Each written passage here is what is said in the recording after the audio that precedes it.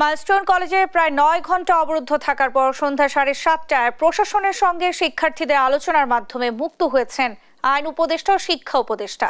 সেখানকার পরিস্থিতি জানাতে সরাসরি যুক্ত হচ্ছেন আমাদের সহকর্মী তাইফুর রহমান তুহিন। উপদেষ্টাদের বের হওয়ার বিষয়ে কি তথ্য আছে আপনার কাছে, আর আন্দোলনকারীরাই বা কি বলছেন, সার্বিক পরিস্থিতি আমাদের জানাবেন। ন্যান্সি, আপনাকে ধন্যবাদ। আপনি জানেন যে প্রায় 9 ঘন্টা অবরুদ্ধ থাকার পরে কিন্তু আমরা দেখেছি যে আইন উপদেষ্টা এবং শিক্ষা উপদেষ্টা সহ প্রধান উপদেষ্টার প্রেস সচিব যারা এখানে আটকে ছিলেন তারা কিন্তু প্রায় 9 ঘন্টা পরে তারা কিছুক্ষণ আগে অর্থাৎ 7:40-এর দিকে কিন্তু তারা বেরিয়ে গেছেন এখান থেকে।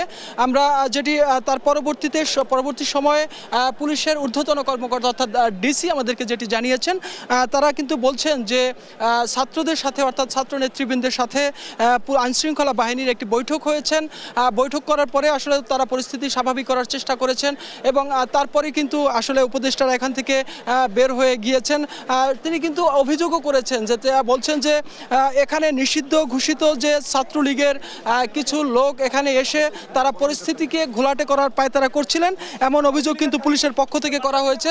এবং তারা কিন্তু বলছেন যে আসলে ছাত্রদের সাথে মিশে তারা কিন্তু আসলে এখানের পরিস্থিতিটাকে আসলে ঘোলাটে করার চেষ্টা করেছিলেন, কিন্তু তারপরে পুলিশ সেটি পেশাদারিত্বের সাথে সেটি নিয়ন্ত্রণ করতে পেরেছেন এবং পরিস্থিতি স্বাভাবিক করে উপদেষ্টাদেরকে এখান থেকে বের করে দিয়েছেন।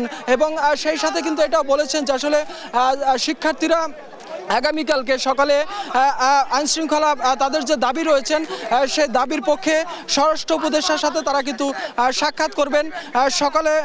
আগামীকালকে সকালে তাদের যে 10 সদস্যের একটি প্রতিনিধি দল তারা কিন্তু স্বরাষ্ট্র উপদেষ্টার সাথে দেখা করবেন এবং সেখানে গিয়ে তাদের সাথে তাদের যে দাবি দেওয়া আছে সেই বিষয়গুলো নিয়ে কিন্তু তারা তাদের সাথে কথা বলবেন। এবং তারপরেই কিন্তু আমরা যে পরবর্তী যে কর্মসূচি সেই কর্মসূচিগুলো আমরা একটু কথা বলতে চেষ্টা করি ভাই। আমরা একটু জানতে চাই যে আসলে আপনাদের কর্মসূচির কি অবস্থা একটু যদি রাফি শুরু করুন।